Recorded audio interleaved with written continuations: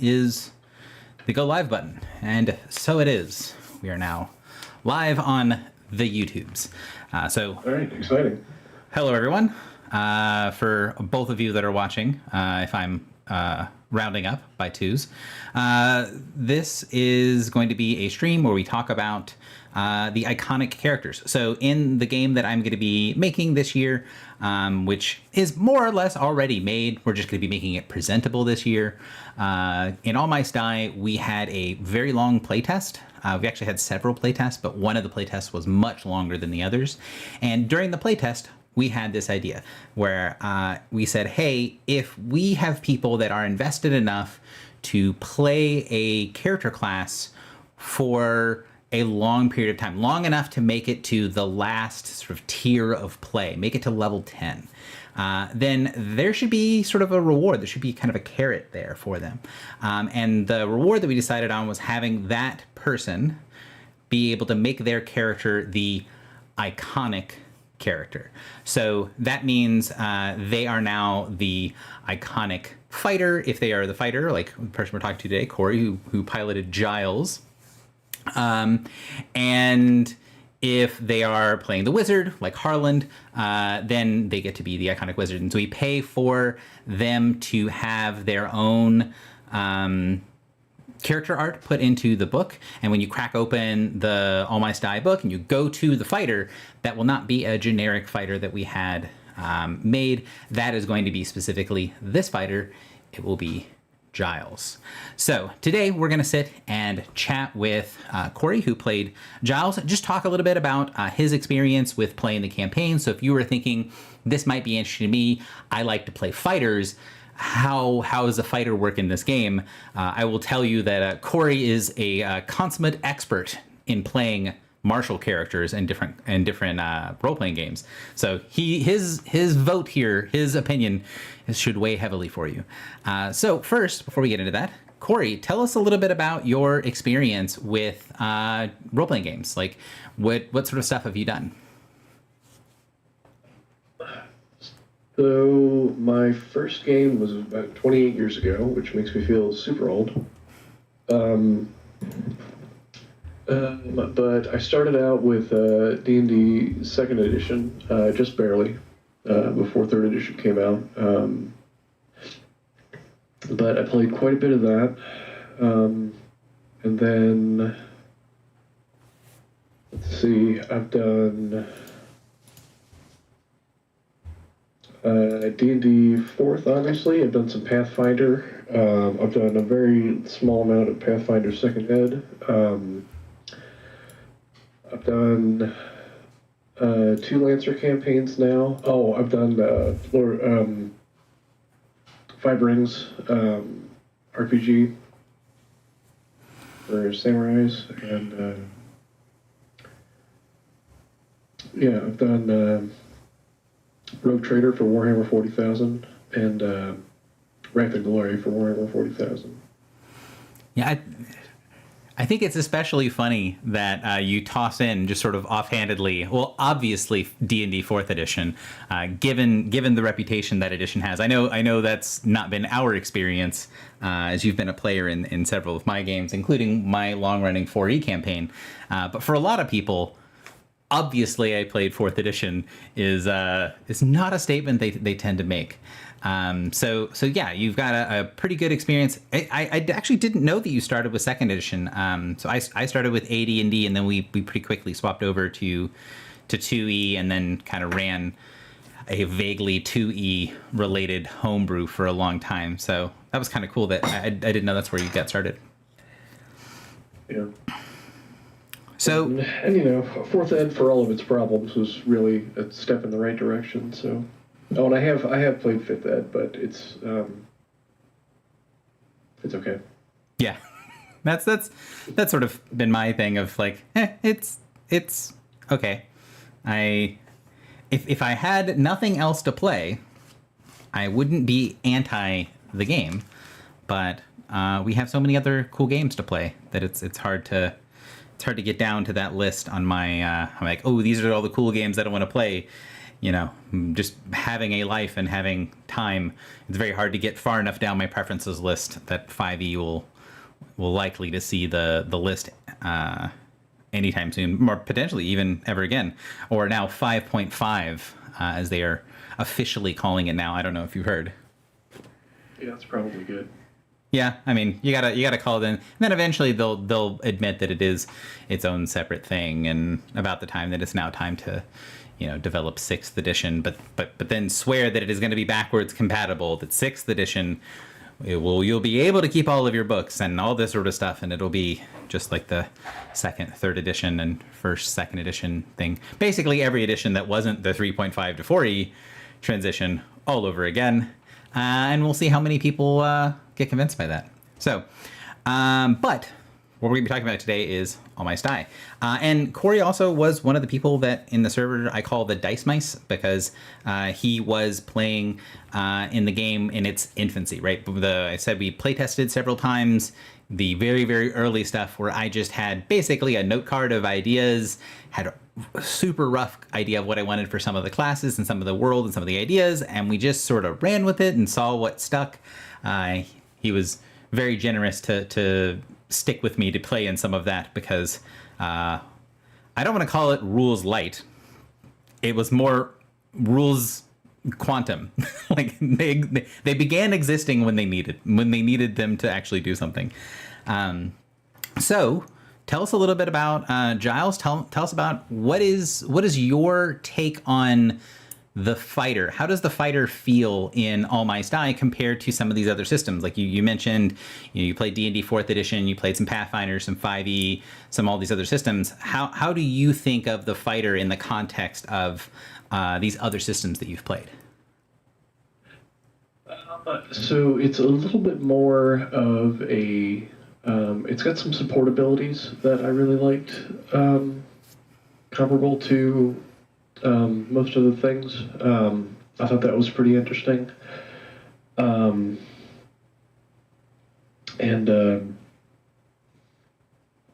my mind, in All Mice Die, the fighter was all about getting crits and then things happening when the crits happen.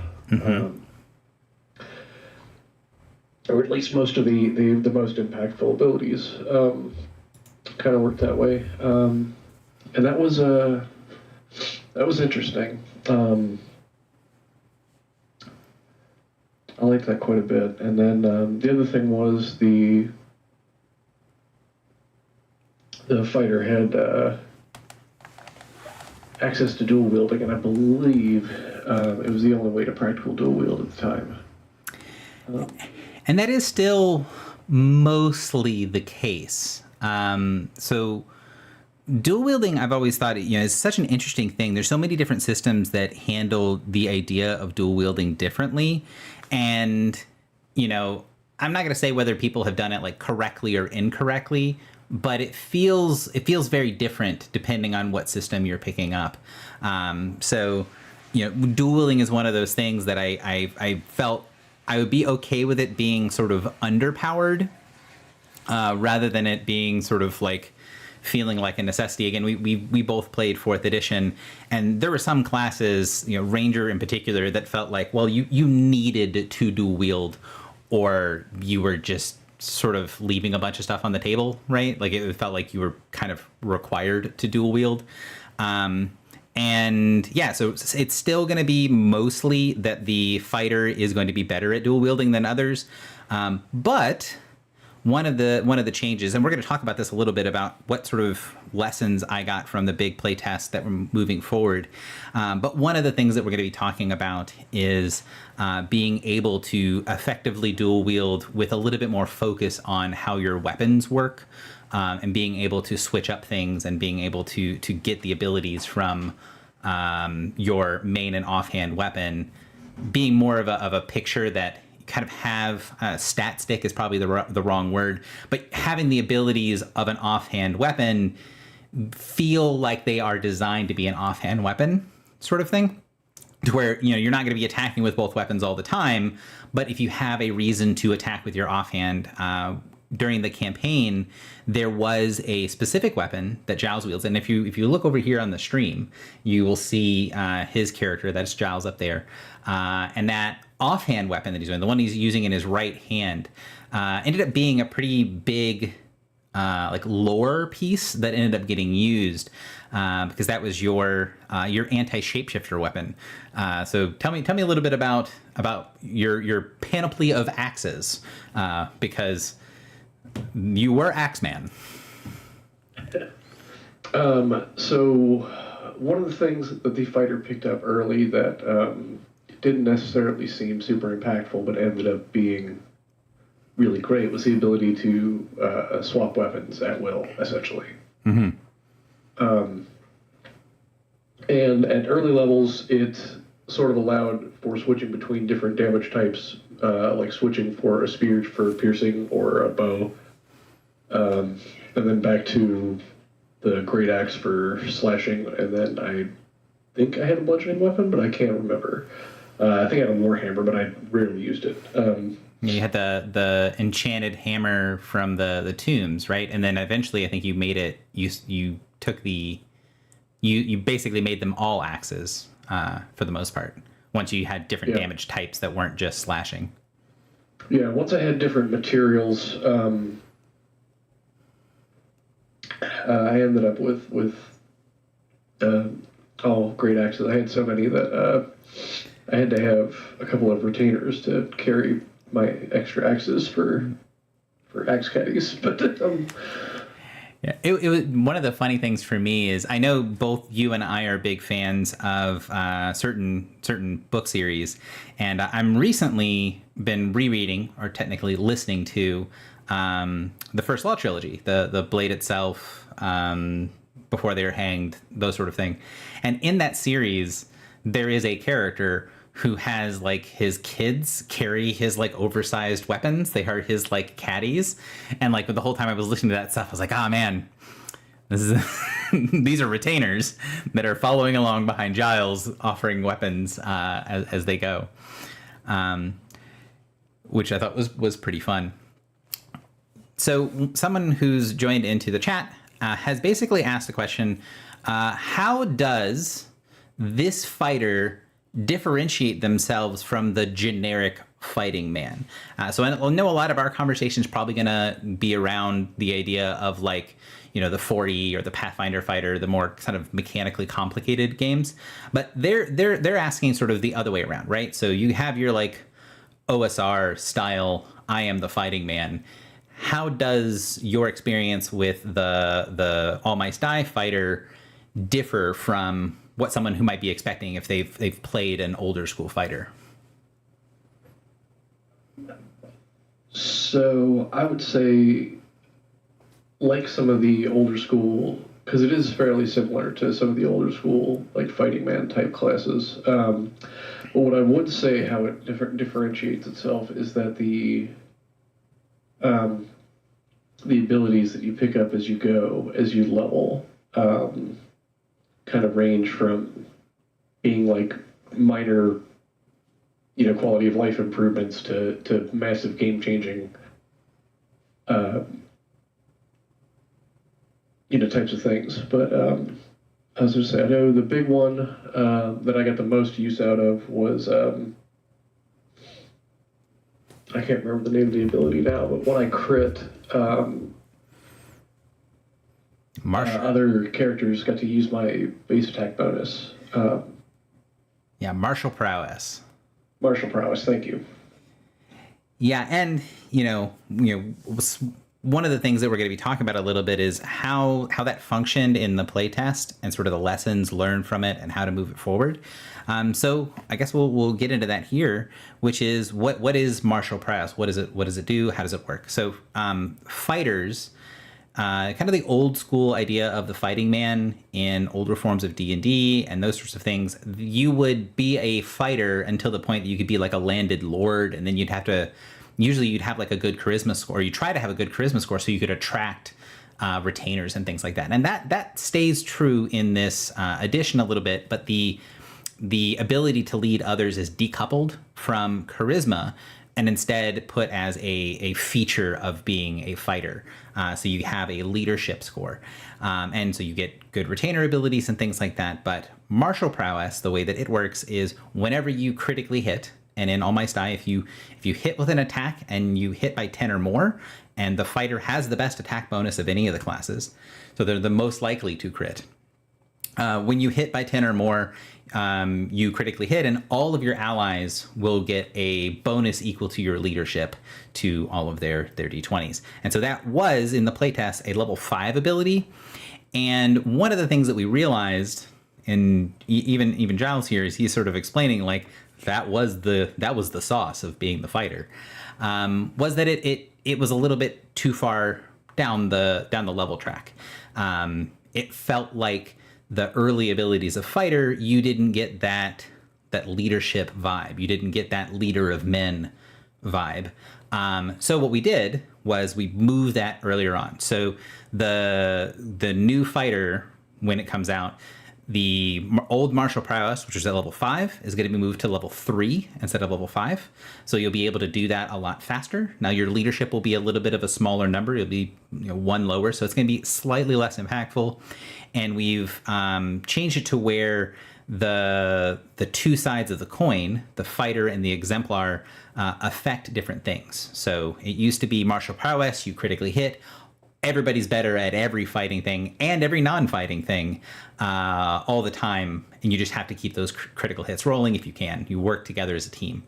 Now we've changed it up so that when the fighter critically hits, the offensive abilities, your attack rolls, your spell attacks, your hindering abilities for others, all of those things are getting the bonus, and then all of your defensive stuff, that is going to be the role of the exemplar.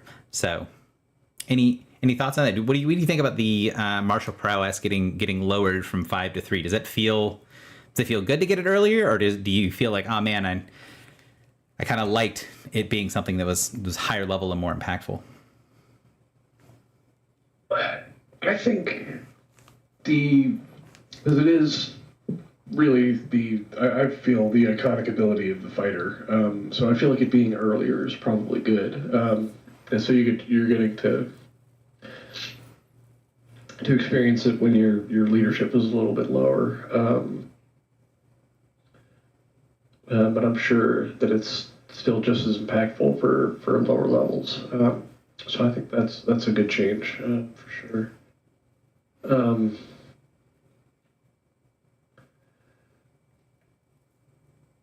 Yeah, it's not like the lower levels for fighter were a dead zone or anything like that. But, yeah, and it was the lower level fighter ability. So the intro fighter ability, a lot of the introductory abilities on the classes have stayed the same. So the old introductory ability for fighter was that they got heavier armor, and they would be able to reduce incoming damage by one of their ability modifiers to make it to where they were just a little tougher in combat. And they natively, from being a fighter, just had pretty decent stats across the board. And then the level 2 ability makes them basically the correct choice if you get a cool weapon, or if you have like a magic weapon, or you've got a special material weapon, something that's very interesting that has some special properties. The fighter is going to be the one that is going to be able to wield it, because, as Giles mentioned, the ability to quickly swap between your weapons and not have to spend any of your turn doing that really means that you can just always have the right tool for the job in your hands, and they get an extra benefit for wielding magic weapons. So you really want to, if you have a well-equipped fighter, they're going to have a big impact on the battlefield. And now the new level 3 is going to be that martial prowess. One thing I did want to touch on a little bit and get your thoughts on is we've both had this conversation multiple times over the years. We've been playing together for several years. And the idea that your martial character really falls off at high levels is something that's kind of problematic in a lot of systems. And it is problematic in older systems as well, where yes, you can still have the idea of, okay, I can still do decent amounts of damage. But what was your experience as far as like, did you feel like once you guys were level 10, you're getting towards the end of the campaign and you're around a bunch of other high level characters, did you really feel like the fighter kind of held its own when you were off adventuring? I do. To a certain degree, I guess. There's the linear fighter, quadratic wizard um, issue, but it's definitely much less, and it's strictly because the wizard's toolbox, just like the spell, well, really all the spellcasters, their toolbox gets bigger as you level. So I felt to it wasn't completely non-existent, but it was greatly reduced. Yeah, and one of the things we're also talking about changes. I when I was trying to figure out how to scale things with how weapons and implements and things worked, I wanted to make sure that the sort of stronger implements and things would have a big impact on the casters. And I overtuned things for the casters. So one of the big changes going forward is that while they will still have a ton of utility stuff, they won't have quite the damage output because I think definitely the fighter and the barbarian and the other sort of martial classes, they do need that role that's really there. Although I will say there were definitely times that I could notice as the DM that they'd see, oh, somebody cast this spell and it does either lots of damage or has this huge impact on things. It's like, wow, that's crazy. And then Giles would get in front of people that had only like moderate amounts of hit points. I remember there was a rat encounter at one point. There was a rat with like a bunch of rat cultists and a fire elemental. And they were just like, hey, Giles, have fun. So yeah, I'm hoping that feeling continues to trend that way to where you feel like you're still impactful at higher levels. And now with the spell damage numbers being tuned down, it's not going to feel like you're overshadowed when it's time to do the fighting. When it's time to get something dead, yeah, there's still going to be your wizards and stuff that can cast things like web or something, which can radically alter the battlefield in ways that maybe simple damage won't as much. But when you need to cut through like 5 enemies in a row, you need to go toe to toe with something and like hit and then hit back. It's going to be a different ball game if you've got a caster instead of a fighter. Although I say caster instead of a fighter, but as was well known by the end of the campaign, Giles was a spellcaster. Yeah, that's true. I did cast one spell. So I believe it was like message or magic mouth or something to that effect. I don't remember. I feel like it was either message or sending or something like that, where you cast a single spell. And for those that don't know, the spellcasting classes are better at casting spells. But any character, any class can cast a spell. You do not have to be a specific class in order to cast. But you're likely to be better at things, and it is likely that if you do have a fighter that's casting something, they're not going to be casting your fireball or something like that. They're not going to be casting your attack spells. They're going to be casting some sort of utility spell. So either Magic Mouth or Sending was, I think, one of the ones that he cast. And we had some stuff during the playtest when we ran a high-level test of the fighter where the person who played the fighter wanted to... I want to say that the spell that they had was invisibility, where they cast invisibility on themselves, but that was like the only thing that they could do for the whole day was invisibility, and I'm spent, I'm done. But that was kind of interesting. So somebody asked, so for BST4 in the chat asked, will the next playtest campaign be open to newcomers? Yes and no. So the yes part of it is yes, new people are more than welcome to join in. The campaign is kind of done. I would struggle to call it a playtest campaign. I would call it more of like an alpha or beta release. So we are planning to release the quick start rules for the game at the beginning of the summer, and that's going to have the 6 base classes. So Fighter, Guardian, Rogue, Wizard, Druid, and Warlord. It's going to have an adventure with over 30 encounters in it, as well as a pretty decent sized little monster book that goes with it that has all of the creatures that you need for that adventure. Then you can run that adventure several times. We've play tested that adventure quite a bit, and it's going to have some stuff for rules going forward. And then the sort of but kind of no part of it is I'm planning on doing this to be a patron campaign. Now the Patreon's going to be like $5 a month, and I guess I can toss this over here. It was $5 a month. But what would you get with that $5 a month if we run the new campaign like the old one? Do you feel like you always had a chance to play, Corey? Barring any outside influences, yes, there was enough. I know I played twice a week when I could manage it, usually once a week, and there were many people in the campaign who played quite a bit more often than that, I would say.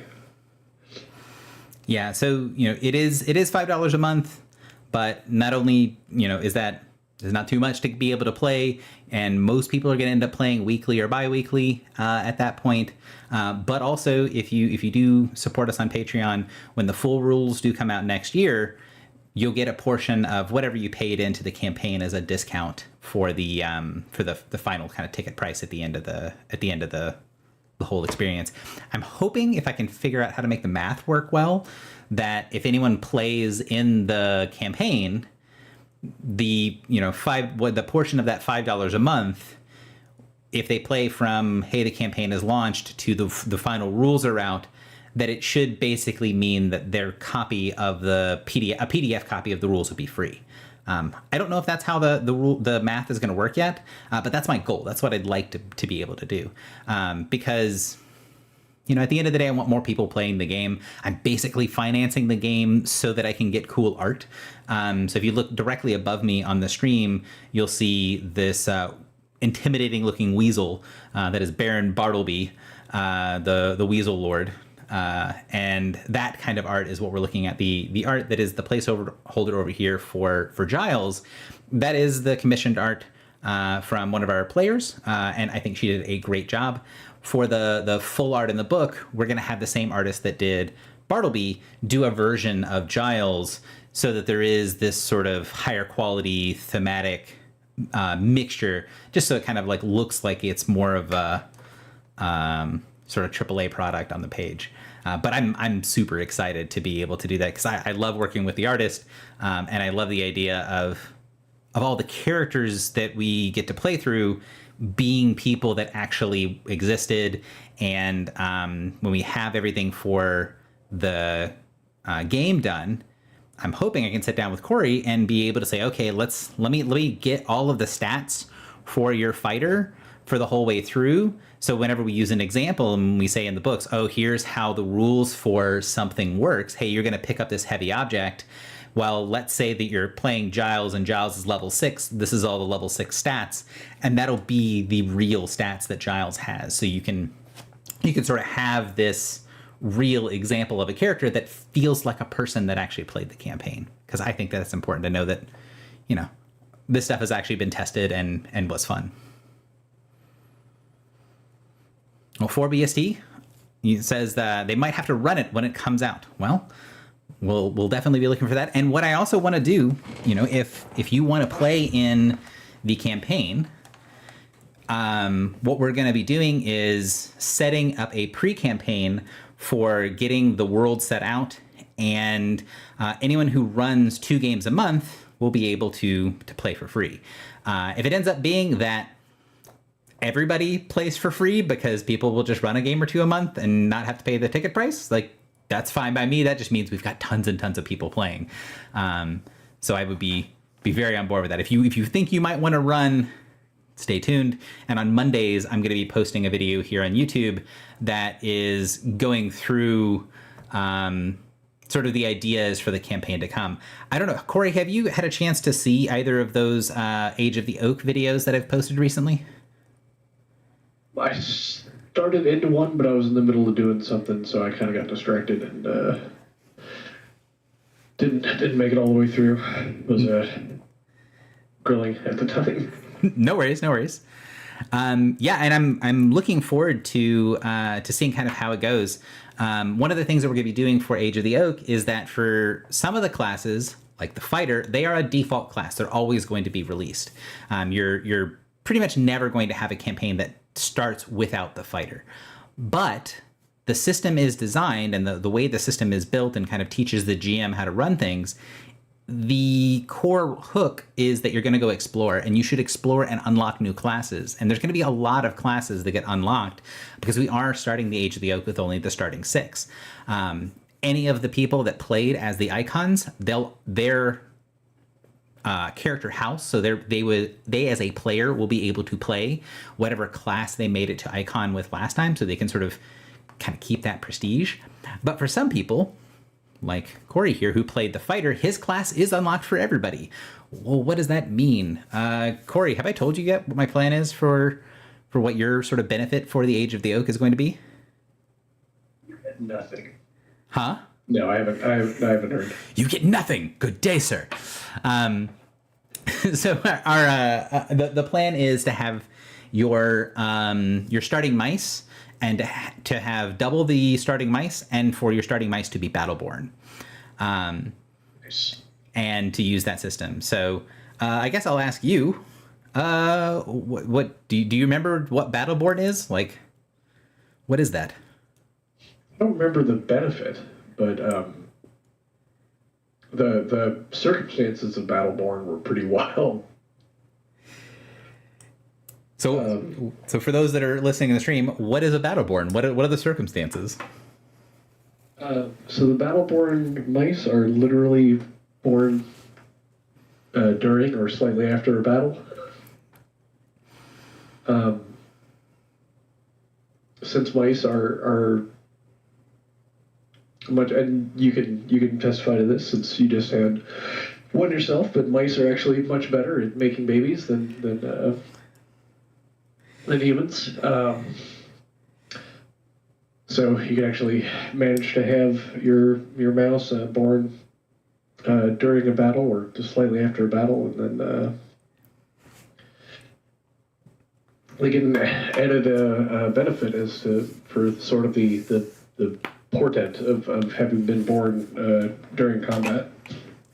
Yeah, so the idea of Battleborn also lines up with heroic deeds. So in All Mice Die, you can't craft magic weapons. We talked a little bit earlier about how like the fighter will tend to be like, if you have a fighter in the group, or one of the players has a fighter and you guys have a magic weapon, it's pretty likely that you're going to want to give the fighter the magic weapon because they're going to be really good at it. Well, how do you get that magic weapon? Sometimes you can get them as loot, but most frequently the way that you get magic weapons is by doing heroic deeds.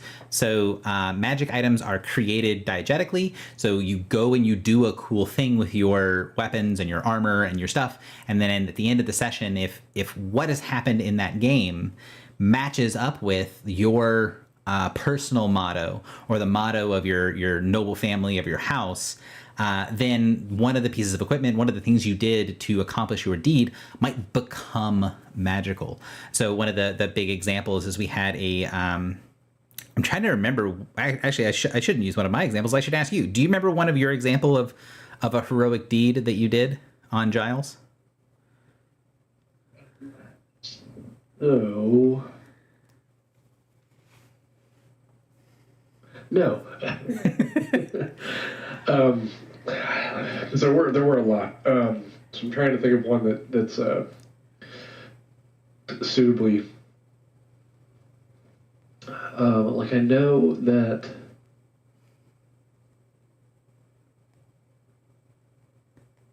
The one came from the encounter that we talked about earlier with all the fire cultists. Mm-hmm. Which the fire elemental produced an egg that created a heroic deed, but that's probably not a very good example because that sort of created a magic item of its own. Yeah, the one of its own as opposed to one of the heroic ones. The one that I think about is I want to say it was a pair of gloves, might have been either a pair of gloves or a bow.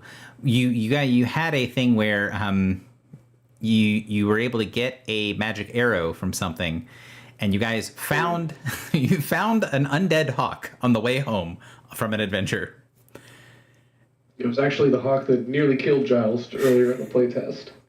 Yeah, so it had almost killed Giles before, and it had died doing something else in the campaign setting, and I think you guys got the jump on the hawk for something. I don't remember exactly the situation, but you guys got a surprise attack on it, and then it was basically everybody pile every ability they could onto the fighter, give the fighter the enchanted murder arrow, and then it was just like bam, shoot the bird out of the sky for I want to say either exact or like one more hit point than it had total.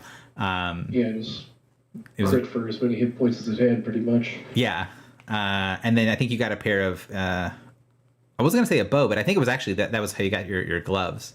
And so it was actually the bow. It was the bow? Because the gloves that I had were one of the things that added to the... Gotcha. And yeah, and that's kind of the idea, is like you have these powerful moments, and those powerful moments end up becoming stories. They end up becoming these heirlooms that, when the player looks at their sheet, they're going to have, maybe a very high level character might say, oh, my house has, say, 6 or 10 magic items, but of, let's say, 10 magic items, you'll be like, all right, well, these 7 I created and upgraded, and here's all the stories that go for these magic items. And then this one, I bartered, I traded for somebody else, or I looted from somebody else. And then, like 1 or 2 of them are also going to be things that you purchased from the black market, and had to deal with some nasty curses and things like that, which was kind of fun. Also, hello to the other people in chat. Yes, 1 mouse plus 1 mouse equals many mice. I think that the standard Battleborn pack is 5, I want to say. It's either 5 or 6. And I'm kind of explaining that Battleborn idea, the reason that they are powerful is that basically if the mother goes out and does an adventure on the same day that they give birth, they're effectively doing a heroic deed, right? They're creating a magic item with their kids, but they're kids that are magic instead of having a magic sword or magic pair of gloves or a magic bow, and that's sort of the idea behind it. And the culture understands on some level that like the storied heroes, some of them were born special when mom came home from the battlefield that day. Someone said, assuming that a hawk would be proportional to a dragon from the mice's perspective. Yes. Although, interestingly enough, through the first couple of playtests, mechanically speaking, the hawk attacking someone should be an almost instant kill if the hawk gets the jump on someone. Like, it should be nearly impossible for a mouse to survive being surprise attacked by a hawk. However, this one hawk was really good at sneaking up on things, but just could never finish the job. Like, would grab the mouse, would do a ton of damage to them, would start carrying them off, and then the mouse would do something and escape, and then, he would be stymied. That was not true for every hawk in the campaign, because there were definitely some hawks that got some notable kill counts. But the hawk that is in this story was very, very unlucky in life, died, came back as a wraith, and then basically got to do nothing before it got one shot. So that was very, very fun. Yes. So someone said the Shrike killed 4 mice on one of the quests. Yes. One of the Shrikes killed 4 mice on a quest. And also, we were talking a little bit about perspective in things.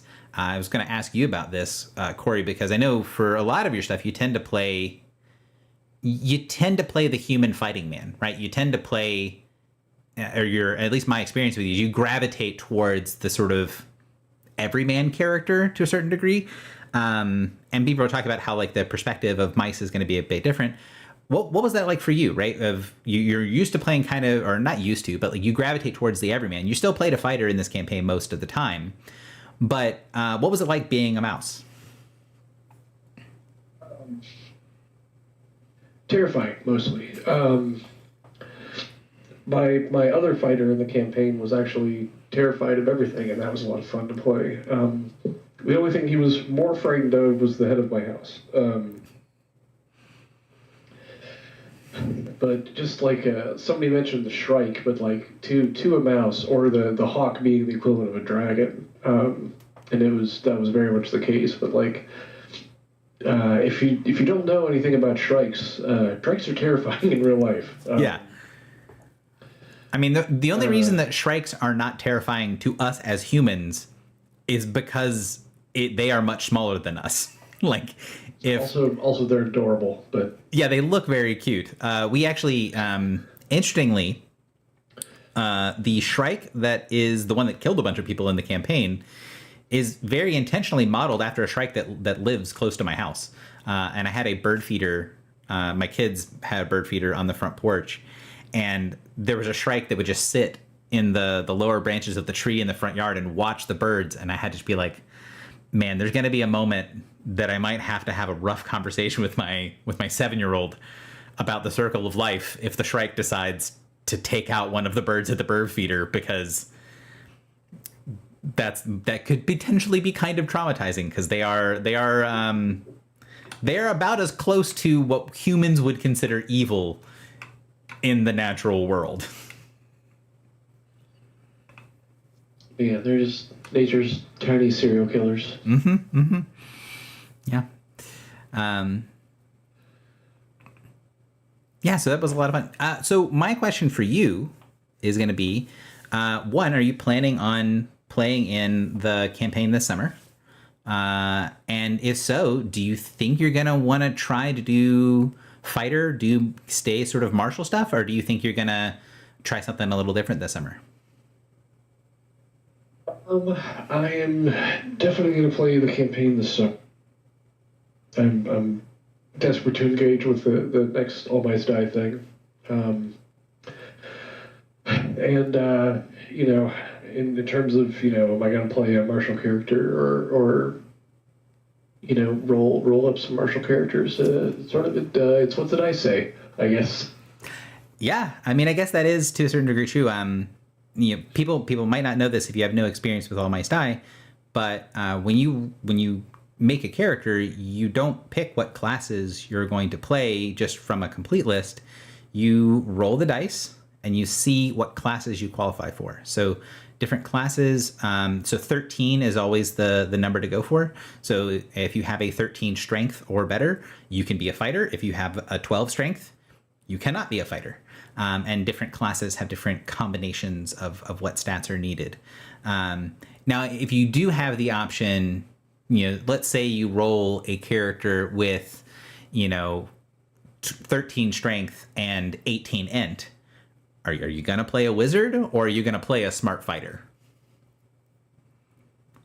Okay, I'm going to play a smart fighter. That's what I thought. That's what I thought. You know, I had allowed Giles actually had 16 in both strength and wisdom, and I had a ton of fun being a very wise fighter. Yeah. I mean, you were, master perception at the end? Like, I remember there was a moment where I was, you know, as the DM, right? Like, I'm very big on really enjoying the sort of generative way that things get played, right? We get to go and I don't really know what's going to happen when we go out. They tell me what their goal is before the mission, and then they say, hey, we're going to go do this thing, and then they go and they try to get that accomplished. So I have an idea of where they're going, but there's a lot of uncertainty when you go out in the campaign. The idea of randomized encounters and sort of roaming creatures and things is very key. I will say that one of the few times where I felt compelled to not listen to the dice and to not have the encounter that the dice rolled up was a time where if memory serves, you guys survived because Giles had the perception to notice when death came calling.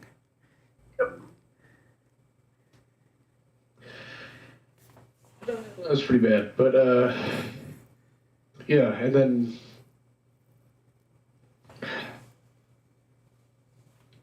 as Giles managed to perceive the illusion that death was projecting, and then some people were able to, as a result, I think, were able to resist. Yeah. So in the campaign, Lady Death or the Black Death is a necromancer water moccasin, which for those people that are not in the States, it's a venomous water snake that are reasonably well known for having a very kind of an aggressive nature. And she was on the hunt, and the group sort of stumbled into her, but they were able to not have horrible bad things happen to them because they were able to notice ahead of time that bad news was coming their way. Also, hello, Foxy. And yes, I'm curious. I think, so Foxy says a lot of media being created in the U.S. means a lot of these species just aren't down here. And she's from Australia. Keen to run and reskin some things and see how these mice do against quolls or wedgetails. I don't know what a quoll is, but I'm curious. Don't run a campaign in Australia, please. I mean, All Mice Die is the name of the campaign. I feel like Australia might be the right place to run it with the attitude of Australia.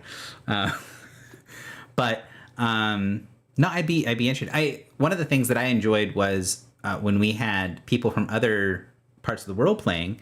There are certain creatures in All Mice Die that are very native creatures, right? They are Kentucky creatures, and some people thought that, like, yes, pieces of what we're talking about are going to be magical in nature, but some people thought like a bunch of the stuff that I was putting into it was magical when it was not. It was just, this is how Kentucky creatures are. The blue-tailed skink, as a good example, someone, I described it and showed a picture and things like that. And I had someone who was playing in Finland who kind of messaged me like days after playing, being like, hey, wait a minute, I found that's a real creature. That's what they actually look like. And that's just very fun. Same thing with, even for people, Corey is here locally as well. Corey, did you know what a hellbender was before our campaign? Yes. Okay, cool. Yeah, because I do feel like the hellbender was a very nice inclusion. Yeah. So, and there's a lot of things that even naming conventions, right? Where if I call something a hellbender, there's going to be people that are like, well, you can't just throw some random fantasy creature in there and some weird fantastical name and expect people to know what it is. And it's like, it is a fantastical name, but it is a real creature. And I'm hoping that people that play the game will occasionally Google things and find out some just cool new information about things like skinks and shrikes and hellbenders and things like that. On the circling back around to character creation in terms of, you sort of are what you roll. You do have the ability to influence what your roles turn out to be through your house creation, the house creation system, and that actually increases as your house advances as well. So it's not like you're completely just it's completely random when you roll up. You're able to influence that. So I was able to number of martial characters as a result of that. Yeah, and you also, you mentioned that you started with having decent strength and wisdom, and then you kept going. One of the other things is that your beginnings are random, but every time you level up in All Mice Die, you get 2 stat points to spend. And there are sort of tiered caps to your stats. So you end up having characters that'll have a lot more stat points that are, if you look at Giles, for example, his stats would be like, someone who looks at the stat and says, oh yeah, you rolled those on 3d6. Mm-hmm. Right. Because he also has had many levels of being able to add points and add stats to things.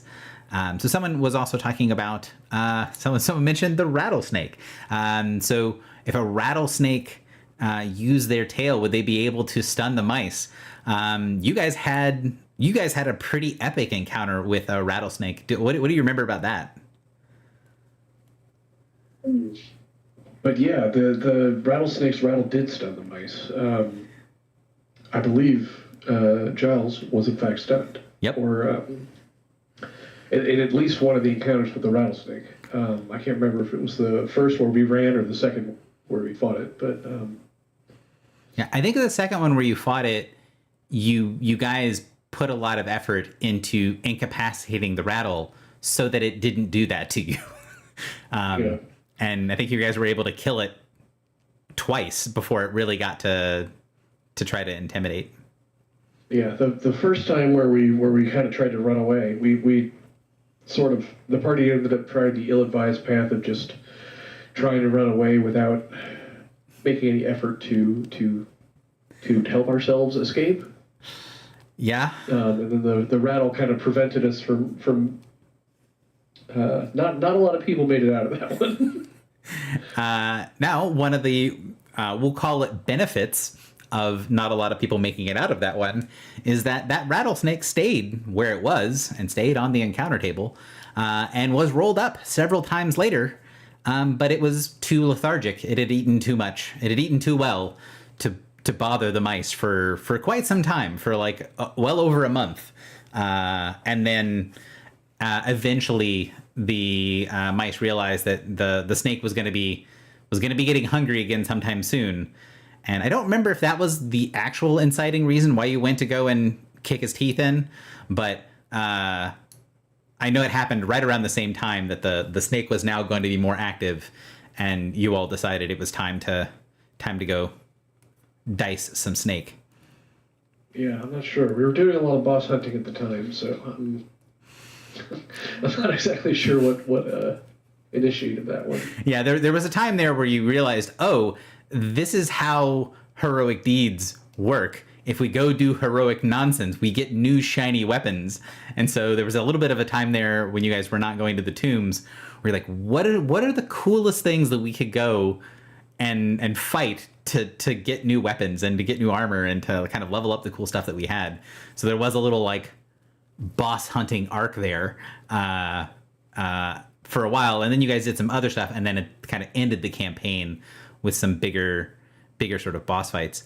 I did want to ask, and there's several people talking in chat, what I want to talk to them in a second, but one of the things that I always find is frustrating for me, and I don't know if I ever really got your feedback on this, is for me when we get into big fights with like the big bad evil guy at the end of the campaign or sort of the end of an arc character, I oftentimes feel like it's hard for the fighting man to not feel a little stale once things have sort of scaled to a certain level.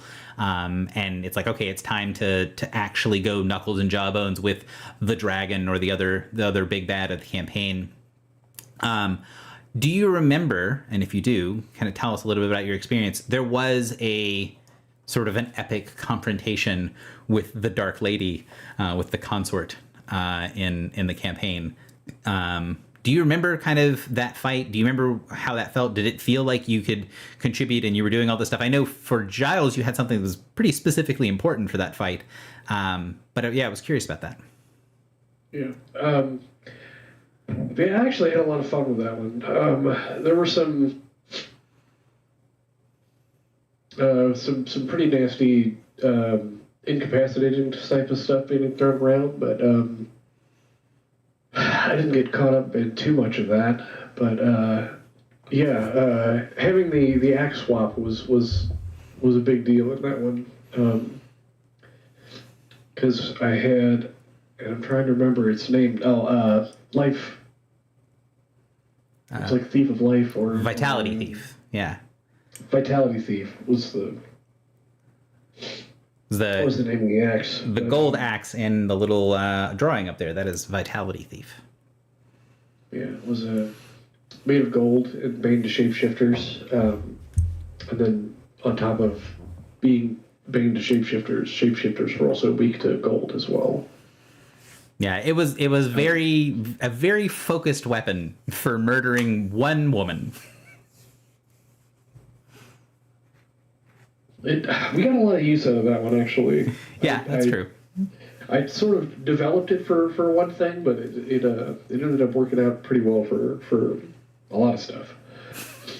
You also had the time where you walked around at a dinner party and just like holding your axe out at people, being like, "Are you a shapeshifter?" And then when the answer was yes, things got very violent, much more violent than the dinner guests were expecting it to be. And I really enjoyed that scene. But yeah, the a lot of Giles' extra tricks came from his various weapons, in addition to having his fighter abilities. But basically, because of what Vitality Thief did, he was able to steal the consort's regeneration and then just sort of stand there going toe to toe with his giant boss, with her taking a bunch of damage and not being able to regenerate, and Giles being able to regenerate from that, which was good because, while the one of the things that I liked about the fighter is that I feel like with the heavily armored and the fairly decent defensive stats, he was in a good position to either at the time dual wielding or using a two-handed weapon, and I feel like that was a frightening prospect for many characters in the game who absolutely could not believe. Just other players, especially in the online group, when I did play online the few times, there were people who just absolutely could not. They were just gobsmacked that I was not using a shield. Yeah. Well, I mean, even the other martial character that you tended to play with a lot, and one of the things here, this is a West Marches style campaign. So when he's talking about some of the other players, we had over 100 players that played in this campaign, and they wouldn't always be playing in the same groups. Although one of the groups that tend to play quite a bit together ended up having sort of two main martial characters, and the other martial character, who was also tough as nails, definitely used a shield all the time. The barbarian character did always wield a shield. So you're one of the few high level melee characters that didn't bother with a shield. Yeah, the brawler used a shield too as well. Yep. In addition, like all the frontliners used a shield, and then Chief both use shields as well. So our warlord and our bar use shields. Yeah, I mean they're very useful. If you don't want to die, having something to take the damage for you is a good handy thing. So I'm going to catch up a little bit on chat. So somebody talked about kind of the different abilities for the rattlesnake. So Node talked about how the rattlesnake had used an ability on their rogue at one point, and I think that was the same encounter. That was the same encounter in the cathedral where Giles was one of the few high-level characters, and thus one of the only characters to survive that encounter, which was kind of interesting. And someone says, "Oh, I'm imagining All Mice Die Deep Sea Edition." That would be kind of cool. One of the things that I have in my back pocket that I thought was going to be the next campaign, but then when I kind of delved a little bit deeper into what I want to build for the DMs and the GMs that run the campaign, I want to make a very useful book for helping people run a game that's theirs, right? I've never really run a game where I just run it straight from the book. Even if I'm running a module, I'm always changing things and moving things around. And so I want to make the rule book be like, hey, here's a bunch of choices you can make as a game master, and this is what the impact of the game is going to be, and this is how to sort of have all of these ingredients to bake your own game. And when I started realizing kind of how much I wanted to put into that, I realized that I wasn't going to be able to do the campaign I was thinking of, but the other campaign I was thinking of, rather than Age of the Oak, was going to be what we were calling the 1556 campaign, where the C edition version, rather than this campaign, which takes place in the median of an interstate, you would actually be playing in the customs office in this one specific customs building in Venice in 1556, in the Age of Sail, when Venice was this heartline into Europe, where just an incredible diversity of goods flowed into and out of Venice, and having the idea of magic being hyper localized. So an item would come in from somewhere else in the world, be animated with magic, and have this sort of short term adventure locale, and then it would finish going through customs, and then it would go on to the next thing after a few weeks or a month or something like that. I thought that would be really fun, but that's going to be in the back pocket for later. Catching back up still as well. Little mice being catfished. Catfish are terrifying for mice. I don't know if you know this, but catfish will happily eat a mouse if they are in the water, and the waterways in the counties are definitely a thing. Let me look through. I'm still catching up on chat. Yeah, made a crossbow magic. Yeah, the crossbow was magic from irritating the rattlesnake. Someone asks, so for BST4 asks, lore-related question, how big in rough IRL measurements is the map? Is there a canon size? Yes. So not only is there a canon size, but there is a physical place that is the counties, and you can go to it on Google Maps. I'm hoping, so I've just had a son recently. I'm hoping that, in the next week or so, I'll be able to make a Patreon post that is going to be one of the free Patreon posts that is going to show pictures of what the counties look like, because this is a real place. So there's a spot on the interstate where you've got the north and southbound lanes, but they break apart like this, and there's this big ravine in the middle. And that place, it's about 5 miles long, and it's about between 1 mile and 3/4 of a mile wide.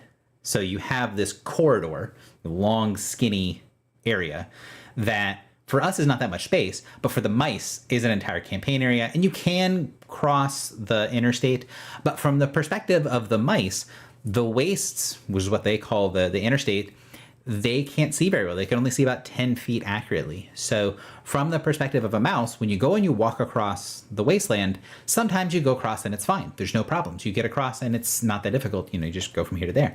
And sometimes you will explode, and they don't understand what just happened. They just see a blur of color and something the size of a mountain that is moving at 70 miles an hour, which that's not even a unit of measurement that they can really think about, just instantaneously destroys them and doesn't even notice moving on, right? So this seemingly mundane thing for our world has this sort of eldritch horror presentation in All My Sty. And I do want to include sort of markers and some links to where this place is on Google Maps. So if you want to go look and you're like, oh, I don't really know what this thing is or what this thing would look like, you can go and see what the basis is for a lot of these things for running a campaign.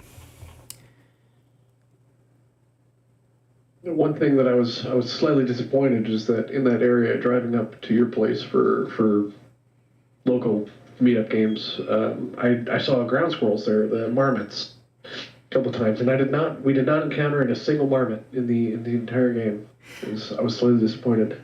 Did not, and mostly it's because they're where they are in the interstate and where they are in the campaign world is further to the west than you guys ever went, because basically the edge of they're in what in the campaign world is called the Sea of Grass. So they are there. They're on the encounter tables, but you didn't get to encounter any of them.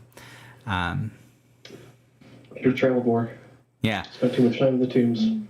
Time in the tombs and times in the east, right? You guys, your group went east a lot more than you went west. Yeah. Why tank if I kill, make dead fast? That's the Giles way. If you kill it before it can attack you, then you don't need to have a shield.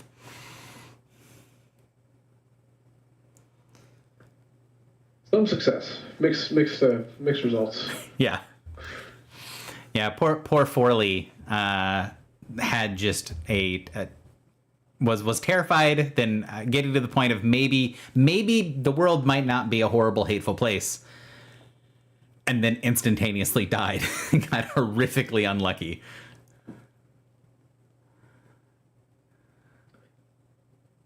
I'm sorry, I'm reading through the chat as well. Poorly. We hardly knew ye. Yeah. So, and one of the other things that we were talking about, so Node had an idea, and some of my friends that are out west also talked about this, is one of the things in a lot of fantasy settings that for people that like to have a little bit more realism in things, and here's the thing, at the end of the day, it doesn't need to be realistic, right? We're playing characters that are casting spells and doing crazy nonsense. Like we don't need to have realism as the end all be all, but sometimes it's nice if it can be somewhat realistic if it is. And for a lot of campaign settings, they have these almost like World of Warcraft-esque biomes where it's like, oh, over here is all of the jungle stuff, and over here is all of the marsh stuff, and over here is all the tundra stuff, right? Where you have these regions where you want to be able to explore, you want to be able to do all these different things. But as people, when we look at those things, we're like, well, there's really very few places on Earth that have something rivaling the kind of biodiversity that the standard campaign setting does. However, when you actually shrink that down really small and you make a biome be something as little as 20 or 30 feet across. There's a marshy area that is the cane swamp in the campaign setting that isn't very big, but is drastically different. It's different types of trees, different types of foliage. The ground is very different. The creatures that are there are very different, and it's right next to something else. But a setting like the Southwest has those things where it's like, here is like a pool of water under a shady stone, and that will be its own microbiome that could be right next to something that's very drastically different. So having an island or having the microbiomes that are like the Sonoma Desert, like those things can actually be really, really cool because what is physically there, right? The real thing that's there can help spark your inspiration and can get you these really cool ideas, right? So you don't feel like, oh, I'm enforcing the realism on the game because it needs to be realistic. It's the other way around. It's what's physically there is informing your ideas. There's frequently times where I'm driving around, or the couple times that I've been able to go walk through the counties, where I'll see something and I'll be like, that I gotta include that. That's got to be something that's in there. My daughter found this stone that she thought was cool, and it's a stone that's about the size of my chest, and it has these like really dramatic cracks all through it, and it's sitting like at the edge of a river. And I look at that, and then I take my camera and I go down to being 5 inches tall, right? Down to being the perspective of a mouse, and I think like, man, this must have been the location of an epic wizard duel, right? Where the stone is all cracked and broken, and like there's a little waterfall right next to it, right? Where you think of that idea of the sorcerers of the wizards that are fighting on this thing of stone, and there's like the roaring river in the background, but it's the same thing. It's just this sort of microcosm of that, which is just such a cool thing.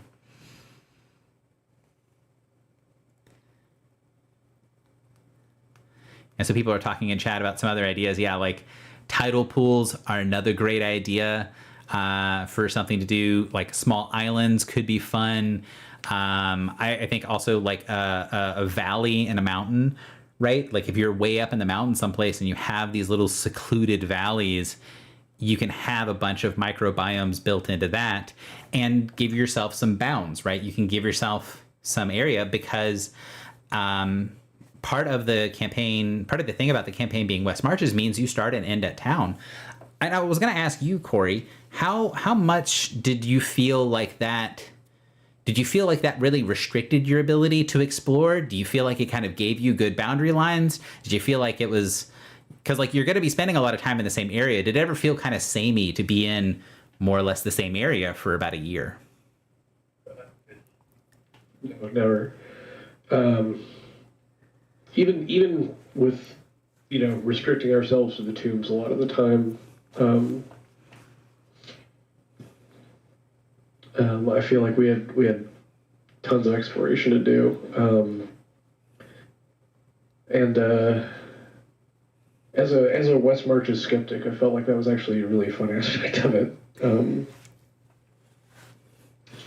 Was getting to explore, and I feel like there was a lot of verticality to it as well, in terms of going down into the ground as well. Yeah, there's a lot of there's a lot more detail that you can get into than you think of, even with a fairly small area. You mentioned just a second ago that you consider yourself sort of a West Marches skeptic. What could you elaborate on that a little bit?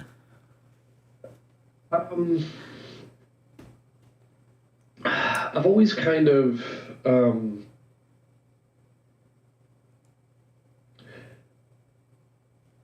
been a fan of the like home campaign where you're developing a story with the same series of characters over a length of time, and I was initially pretty skeptical about the West Marches campaign just because of the inconsistency of the characters. Mm-hmm. Was my main concern, which in terms of the story developing, I wasn't sure if that was going to be a hindrance. And what was really great was getting to with all the exploration, and then it's just like when you get together with different people that you don't normally play with,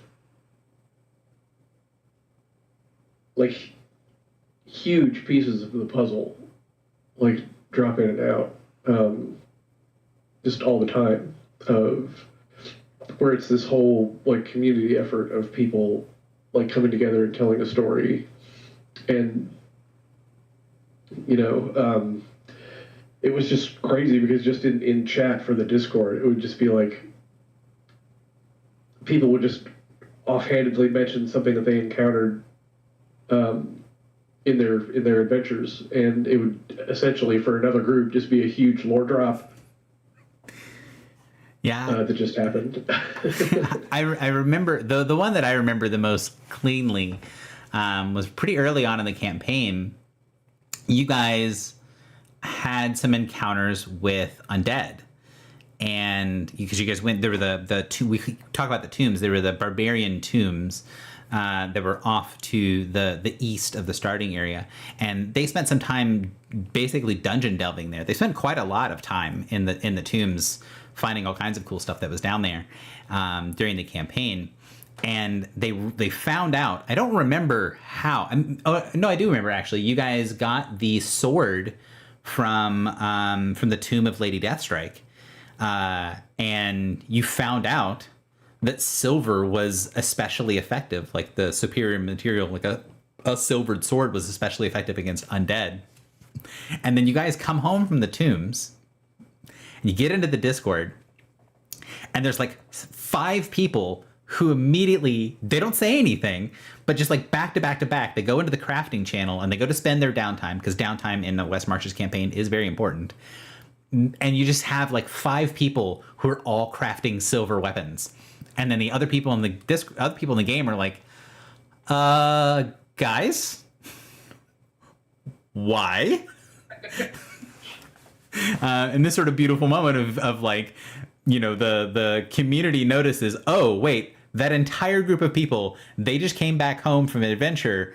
They took all of the money that they earned and immediately crafted this one specific type of weapon. Now we have to know, and then finding out, oh, silver is anti-undead, and then another party that had gone in and had encountered undead and then had no silver weapons, had no real way to deal with it, and lost several characters to undead because they hadn't learned how to fight them yet. That that was very interesting. One thing I'm curious for you with, because I know for one of the other people that played, the person who played the iconic barbarian, he played quite a bit of campaign 1 and campaign 3. So the campaign that we just finished was called campaign 5, and he played quite a bit of it, and kind of got sort of it stuck in his head what some of the superior materials do. Part of the game in All Mice Die is that magic changes every year. So the idea of exploration is built into the rules in such a way that even if you play the game for a little while, if you've played a campaign, when you go to play again, the rules on some fundamental levels will be different, not because there's a new edition out, just because that new instance of the world is going to function a little differently.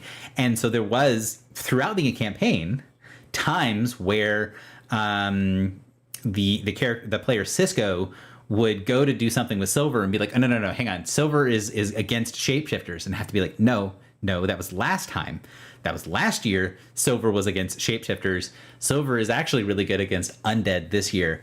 So what I was going to ask you, Corey, is how much do you think that that'll be fun versus annoying versus just kind of a trippy thing? Because you got to learn what a lot of the superior materials did from your caddy of axes. When we go into the Age of the Oak, you're going to have to relearn. You have to figure out what all the materials do again. Does that sound like something that you think is going to be fun, or is it going to be confusing? What are your thoughts on that? I'm not really sure. I know that my reaction will be to carry another giant pile of axes, just in case. So that'll be fun. I think that aspect of it will be interesting. But in terms of it being I just imagining it being different seems difficult. So yeah, I don't know. I'm not sure how that's going to be. It'll be interesting for sure. Yeah, it's something I didn't get to, me as the creator of the game and the person who's running everything. I got a little taste of how it was different because I had a couple of people that had played enough to get used to the way the magic worked the first time, and now it being different, the superior materials doing something different, changing, and sort of seeing that hiccup with one player. I'm really curious to see how that looks on a bigger scale with people that were able to play in enough to be able to level from level 1 to level 10, and then be able to go, okay, now the rules are different. The magic system's different. The superior materials work different. Kind of the rules have changed. Do you think you're still going to be a we'll call it spellcaster in big quotation marks, right? You're going to get to high level and do cast a single spell under duress, or are you gonna dip your toe into the spellcasting if you get the chance? There's no wrong answer, for the record. I think I'll avoid it if I can help it. Good. I just enjoy the martial features a lot more, and I feel like that's kind of doubled down on in All Mice Die, so I feel like there's even less of a reason for me to want to cast spells. Mm-hmm. But yeah, it could be. I had good stats to be a spellcaster with Giles, even. And I just or a half spellcaster at least, and I just wasn't feeling it. But yeah, I could have very easily, and it's just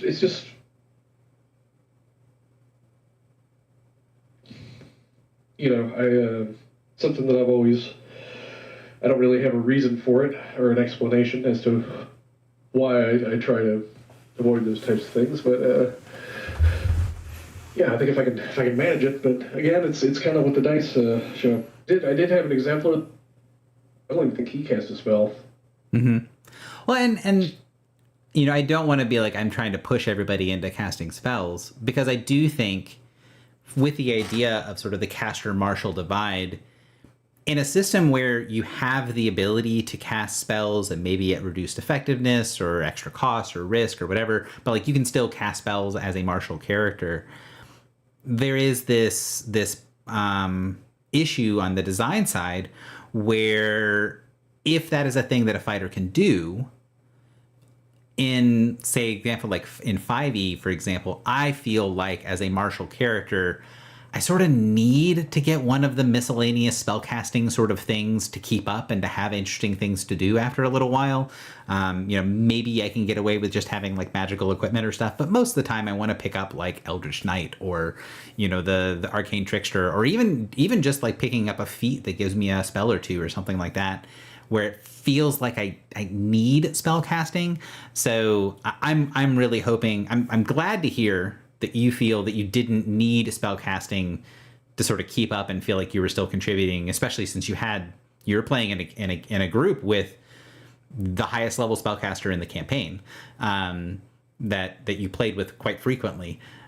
So it's good to hear that you didn't feel like you needed that to sort of keep up. And if that ends up being the case for the next campaign, is you don't need spellcasting and you can just be a marshal and feel like you're still enjoying it and still have a lot of stuff to do, I think I will consider that to be a win.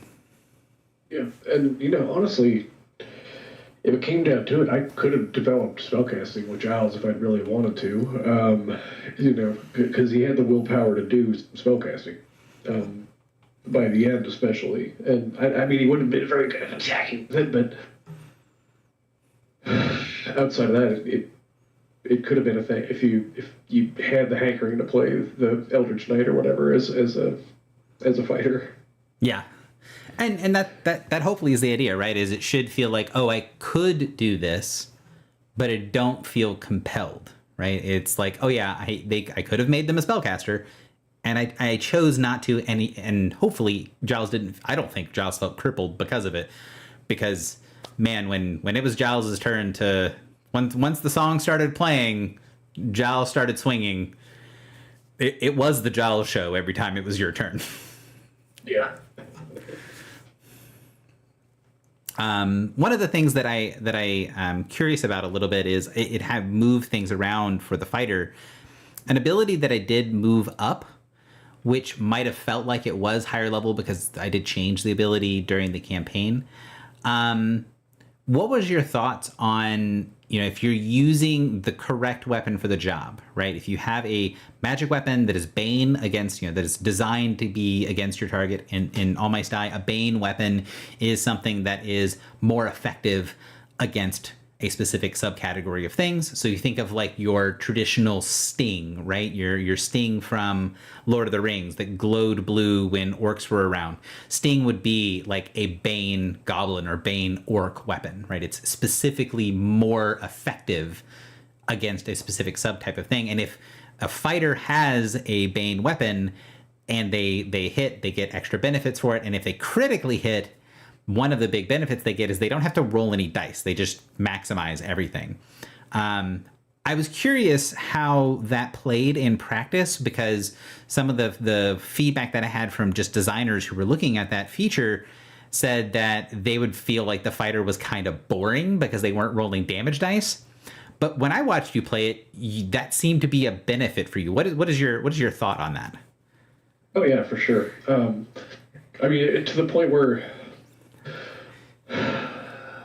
if I had to say, the few instances where I didn't have an appropriate Bane weapon actually felt like a detriment to fun, at least for a short time. But I felt like that was very impactful, and in addition, I feel like not rolling dice is very satisfying. Just getting stuff maxed out. Yeah, see, I think it's interesting because one of the sort of design ideals is that people like rolling dice, and to have a feature that says under certain circumstances you just stop rolling dice, having that be part of who the fighter is. The advice would say, well, that's probably not going to be fun because people like rolling dice. Give them more dice to roll. But from when it played out, it looked to be really satisfying, and it also seemed it had this sort of effect on the other players because it was a fighter specific thing where you would roll your attack roll. You'd be like, okay, yeah, I rolled an 11. I've got all these bonuses. That is a critical hit, and you're like 54 points of damage, and everybody is looking at you like you just said damage. Like, you didn't roll any other dice. You didn't pick anything up. Like, it had this vibe because the sort of rolling of dice and the taking of your turn in All Mice Die, it is very open, right? It's a very collective thing because the players are working with each other and giving each other benefits and things. And the system is designed for the DM to not have a DM screen. And part of the reason is because the DM basically doesn't roll any dice. I just sort of say what's going on, and the players are the ones that roll all the dice. And that was pretty interesting. The wizard got to 12 after the last session. Okay. I didn't remember. I knew Harlan had made it. So someone mentioned that one of the casters was the highest. I remember Harlan had made it to 12, and I thought Emmett had also made it to 12. But maybe Emmett was 11 and Harlan was 12. But yeah, so still played with a lot of high level spellcasters, and people were also mentioning finding out what like silver helmets and things did was also a key moment. So, well, Corey, Giles, thank you very much for sitting and chatting with me. We don't have to wrap up quite yet, but I did sort of get through some of the big pieces that I wanted to get through with our icon, and I'm going to be keeping this stream available, and I'm going to be going through and talking to each of the iconic characters, the people that played the campaign very extensively. For the people who are watching, if you are interested in playing All Mice Die, hopefully it should be available. Either you can join the Discord, there'll be a link down below, and hopefully, if you're watching this in the future, you can either pick up the quick start on Hive or on Kickstarter. Or you can, see me at one of the conventions, because I'll have lots. I'm going to be getting a lot of copies for myself to hand out and to give to people. And if it's much further in the future, you might be able to join the campaign, the Age of the Oak, that's going to be playing online and in person if you happen to be in Kentucky. And then next year in 2027, we're going to be releasing the full rules once we've got all of the GM side of stuff hammered out. We've got good layout, we've got good design. I'm really looking forward to it. So, like I said, we don't have to end, but I did get through kind of all the stuff that I definitely wanted to talk about. Is there anything from the campaign or from the game system that you feel, Corey, was kind of like worth chatting about, worth highlighting as someone who's sort of a big fan, a big buff of the everyman, the martial character, the guy with sword who goes out there to get the job done?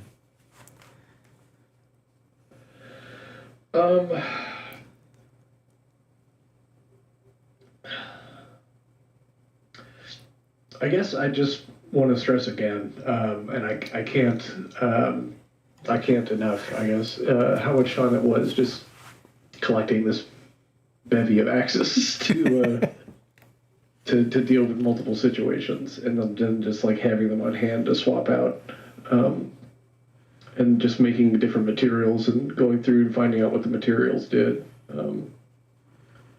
was just a ton of fun.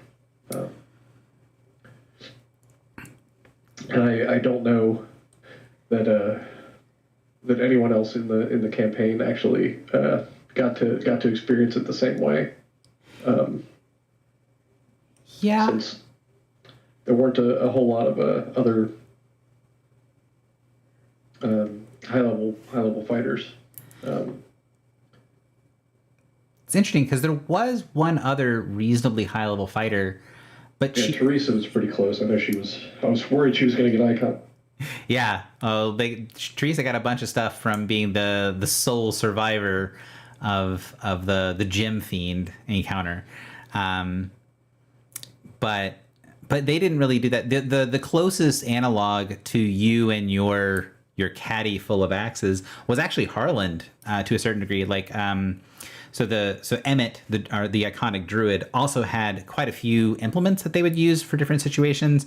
But Harland did a similar thing where he tried to have a bunch of different types of implements to use, and interestingly found out at the very end of the campaign One of the ones that kind of went full circle on his story with a superior implement, because he found out that, so in the campaign setting, there's a thing called the Veil. It's basically the spirit world or the afterlife. And you can go there if you really want to. It's potentially very, very dangerous.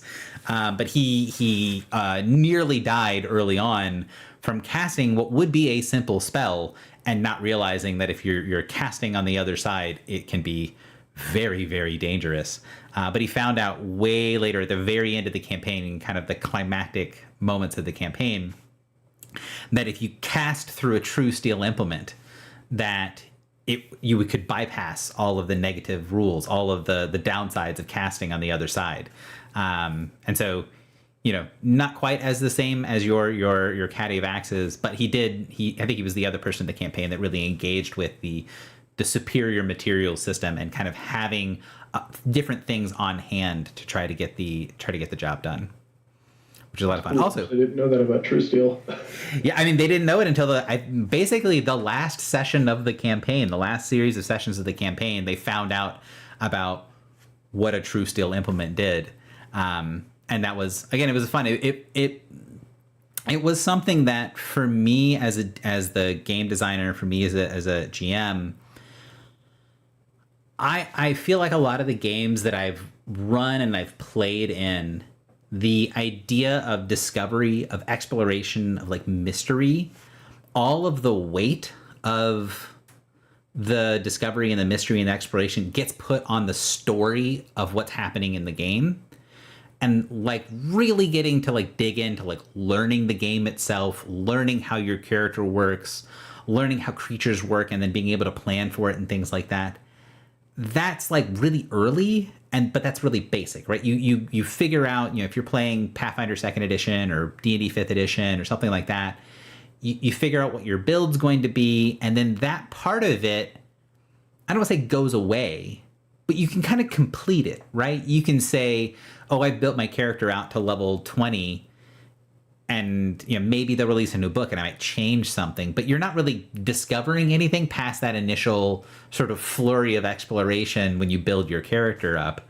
And it was really fun for me to say, oh, this is still enjoyable, that we're 250 sessions in, right? We're on session, I think 248 or 249, where they learned about the True Steel implement, and the players are still discovering sort of like big, light bulb moments for how the rules work.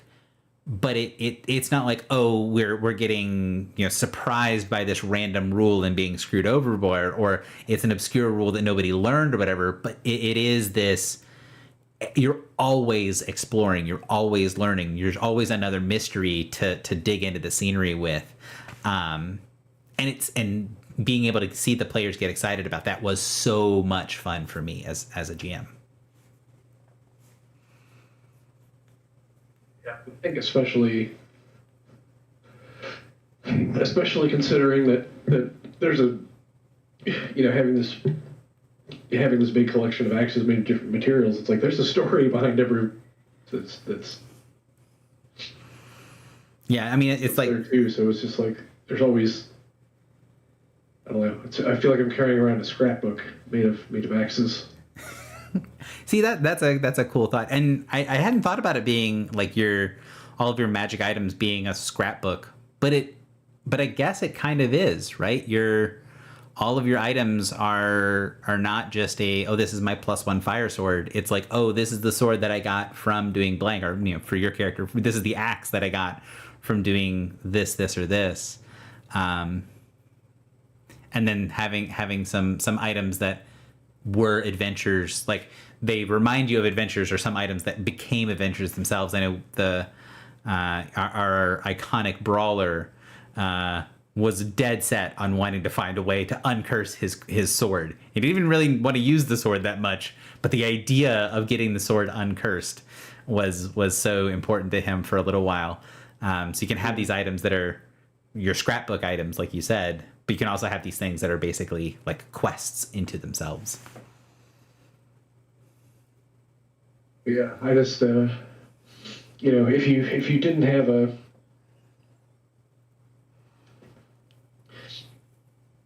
if you didn't have an insight into the campaign from I feel like you could really learn it from reading the item descriptions of all of the equipment that a single character carries, like Darnell's.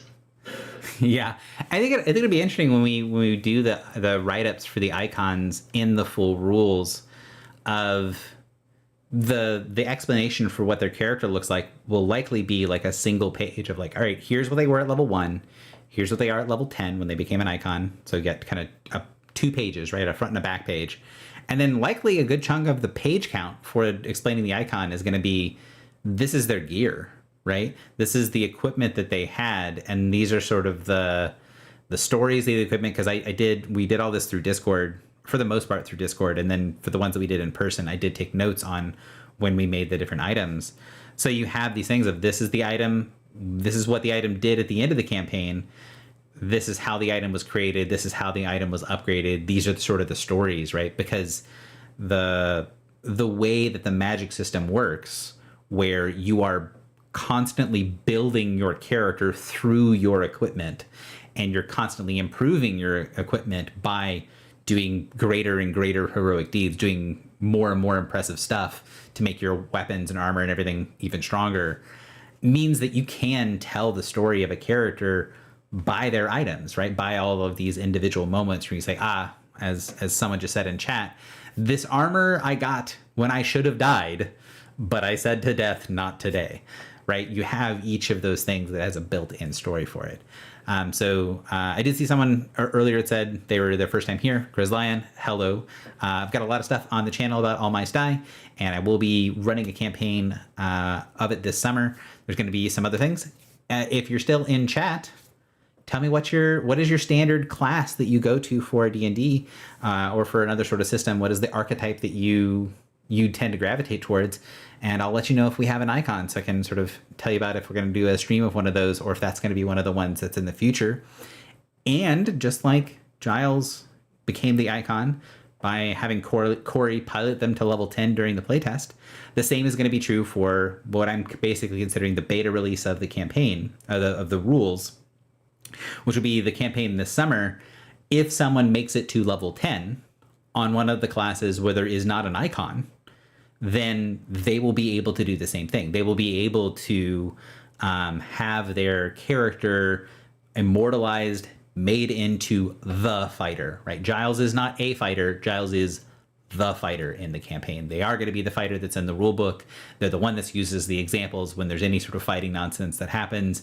But the guardian character, who is the sort of more defensive, combat-oriented class, and the rogue character, who is a offensive but also very utility-oriented class, neither one of those were made it to, were iconic during the playtest. They didn't make it to level 10, and there are 21 base classes in the game, and I believe we had 10 icons. So there's still quite a lot of stuff to do if you want to play a fun game, do some cool stuff, and also having a chance of having your character art and your character name immortalized in the book.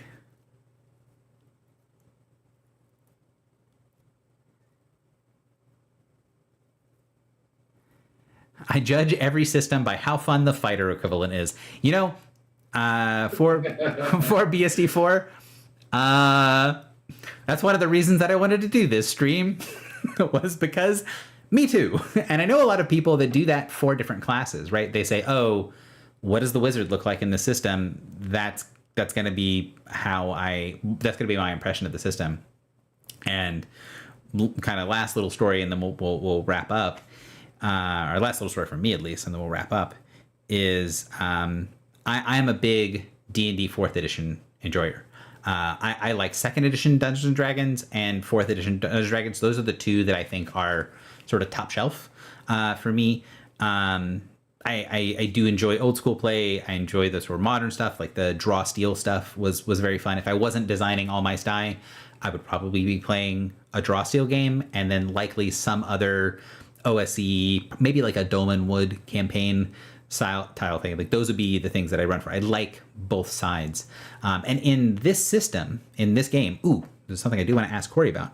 One of the goals here of this game is that when you're low level, you feel like especially as a fighter, you feel like an OSR style fighter. By the time you get to high level, you should feel more like a modern heroic fantasy fighter, right? Where it's like low levels, you can fight, but you really don't want to because fighting is really deadly and dangerous.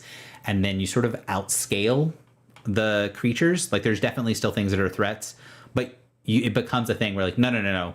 I actually can't. I am the fighting man. I'm going to go do some fighting now. And that is something that is important for the rule. Did that feel that way for you, Corey, when you were playing the fighter? Did you feel like there was a switch? There was a time that turned where it's like, I could fight if I have to I'm going to fight. Like we're going to go look for something to fight.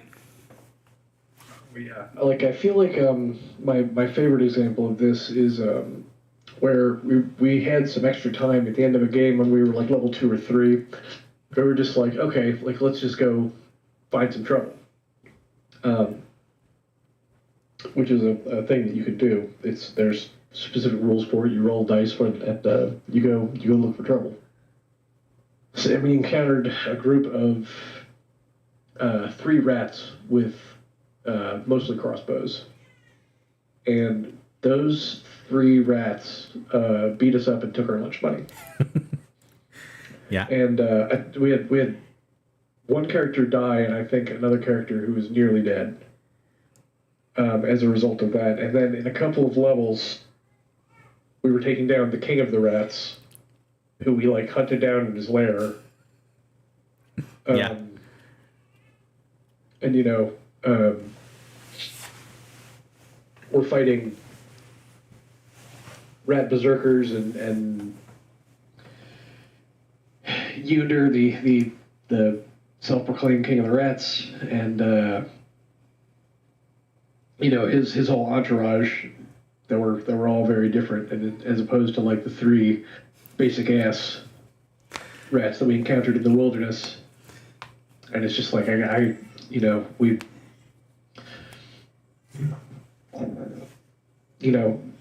and going up against the Rat King and carving up his guys, and then taking his symbol of office and wearing it for the rest of the not even using it, for the record. It's a huge yeah.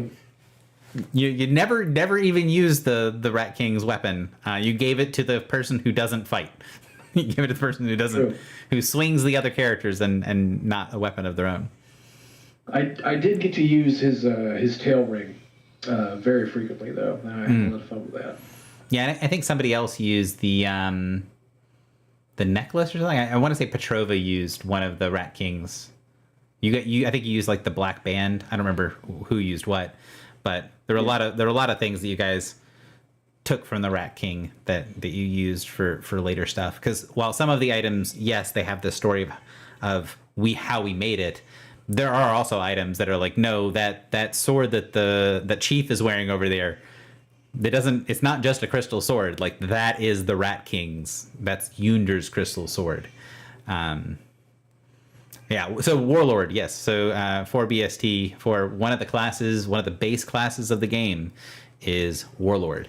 And the Warlord class, I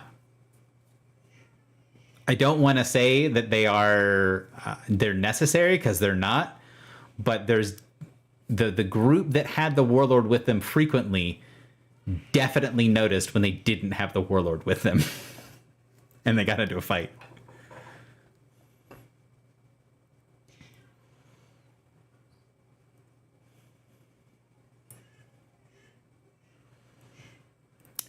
But so someone else was talking about like the Warlord stuff.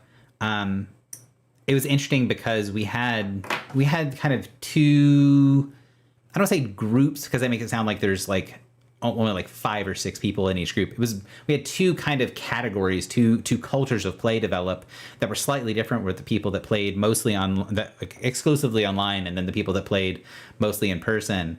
And what was interesting is that one of the 2 groups had a high level Warlord, and I had a high level warlord and a high level bard.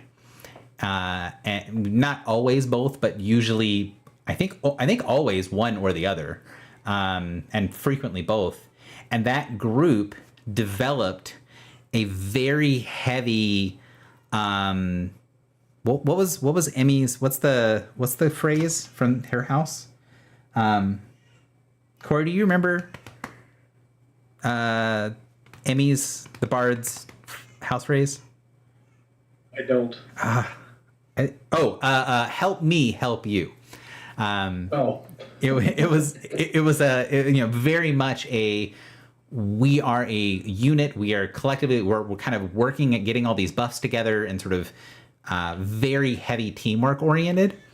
And the online group, which didn't have a high level fighter, a high level warlord, a high level bard, which are, three of the four big leadership classes, the big sort of help my friends in fighting classes, they built very individualistic.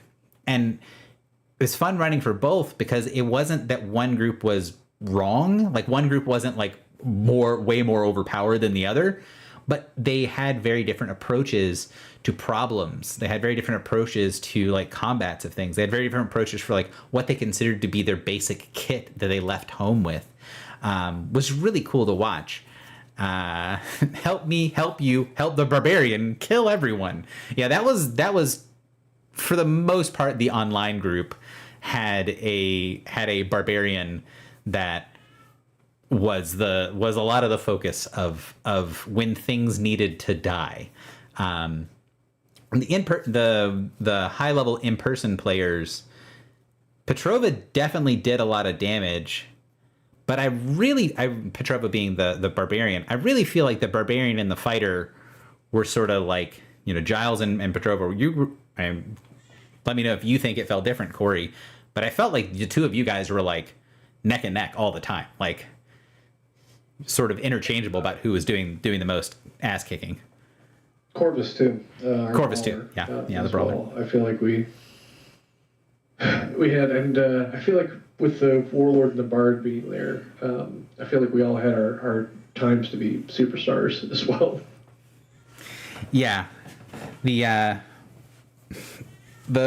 brawlers scaled a little differently, so I don't think that they had the sort of offensive prowess of the fighter and the barbarian until pretty late into the campaign, but he was really tough to take down. Like, he, even at lower levels, could just get repeatedly kicked in the face and just shrug it off and carry on. Whereas your poor bard, who was terrified that someone was going to notice that they were singing in the background, someone was going to find them and destroy them. That was a couple of dangerous fights were all about how do we keep the bard alive while everything else is going on. And yeah, they talk in chat a little bit about Barbarian started mass producing Bane potions, and someone said that Barbarian being the brewmaster sounds interesting. Yeah, there is an alchemist class, which will not be one of the base classes. That will one of the ones you'll have to unlock. You'll have to discover how to become an alchemist in the campaign this summer. But the alchemist was sort of better at crafting potions than other people, but they weren't the only ones to craft potions.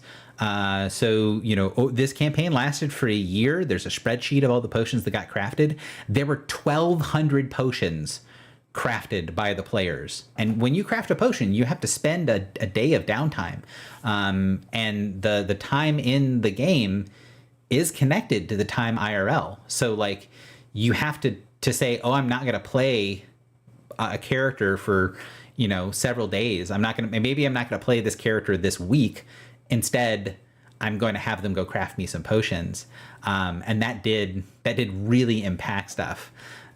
So it was interesting to see kind of what people focused on, because you could kind of out-level potions. You could craft potions that you didn't really need to worry as much about like how impactful they were. And then also different groups had very different opinions on what they consider to be standard operating procedure potions. I don't think, Giles, for your group, you guys had like healing potions and heroism potions, but I think that was mostly it, if memory serves. I know that's pretty much what I crafted with my limited alchemy ability from my low-level alchemist, but we did run into some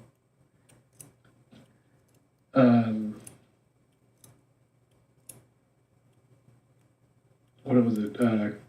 Quickness potions. Oh yeah, yeah. The lesser haste. Yeah. Later in the game, and then a bunch of people started crafting those as well. But yeah. I think it was Emmett who did most of our potion craft. It was one of Jason's characters at least, but yeah, I felt like a pretty serious potion mooch by the end of the game. Well, I mean, a lot of people would toss money at Jason and be like, I'm going to put thousands of gold pieces into the alchemy lab. I would appreciate you giving me something out of it." And then he would discover new potions and hand out miscellaneous potions. And then Edward, I think, was the exemplar, and Emmett was the druid. It was typically not his druid that was crafting potions. He had an alchemist whose name I do not remember. Might have been Emery. I'm trying to remember which one it was, but they all had the same. They all had E names. Yeah, it's impossible to tell. But that ended up being, it ended up being the thing that a lot of the crafting got done for the people that were interested in it, right? And I hope that the crafting didn't feel like it was mandatory.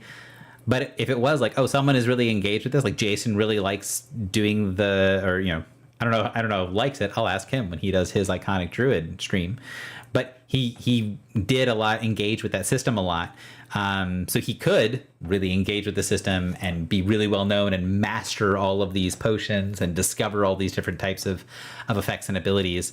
And then be able to just have like, hey, yeah, give me whatever money and I will give you potions, and be able to keep the crew supplied.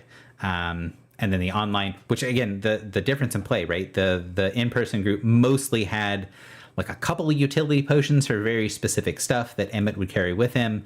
But then typically was healing potions and heroism potions for the most part. And then the online group had basically like an assembly line for potions of concealment, where they would like, you start a session, the group would just, everyone looks at each other and says, okay, not do we have a potion of concealment, but who is drinking the potion of concealment for this session? Which again was just fun as a difference in the way the game gets played. Yeah, I feel like they were a very shock and awe type party. Yeah. Well, yeah. It was funny because my favorite example was just like we talked about, Jason's character casting Web, and the reaction from the online group was just like, well, Web doesn't even do any damage. Yeah, exactly. We're like, why would you, because every spell that you use in All My Die, you have to craft the spell. It costs money, and you need to spend time crafting the spell. And when you use the spell, it burns away. It's a consumable. All spells are consumables. So when they have this story about we cast Web, and I don't remember who of the online group said that just does, why are you casting it? It doesn't do any damage. It was just like this wonderful, like, even within the culture of this one West Marches game, the two styles of play had developed that, like, both of them were looking at the other person like, why would you do that? But then the people who are saying, why would you do that, are saying, like, why would you bother casting Web? And the people who cast Web are like, no, listen, this is fucking broken. Because I do not feel like they were like, oh no, Web's not worth it, because you guys then, after that conversation, cast Web on a regular basis because for the way that you guys operated, it was very, very useful. Yeah.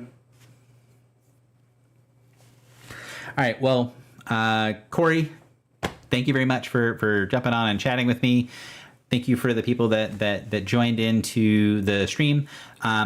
Assuming all goes well, tomorrow night at about the same time. So I started the stream today at 8 p.m. Eastern time. You can see on the channel that 8 p.m. Eastern time tomorrow, we're going to be sitting down with the player Ferdinand, who played Harland, who played the iconic wizard. And I kind of wanted to do your standard, the iconic fighting man and the iconic spellcaster. I wanted to do those two first. And I would do the iconic cleric, the iconic holy man next. But that doesn't exist in my game. And that does not exist in All My Sty. So we're going to be starting with those two first. And then over the coming weeks, we'll be adding in some of the other classes. So if you're like, oh, how does blank work? You can not only hear me explain it, but also you can talk to somebody who played the class and can get their impression on it, see what it's really like. So that is all for tonight. And thanks again, Corey. And everybody have a good night.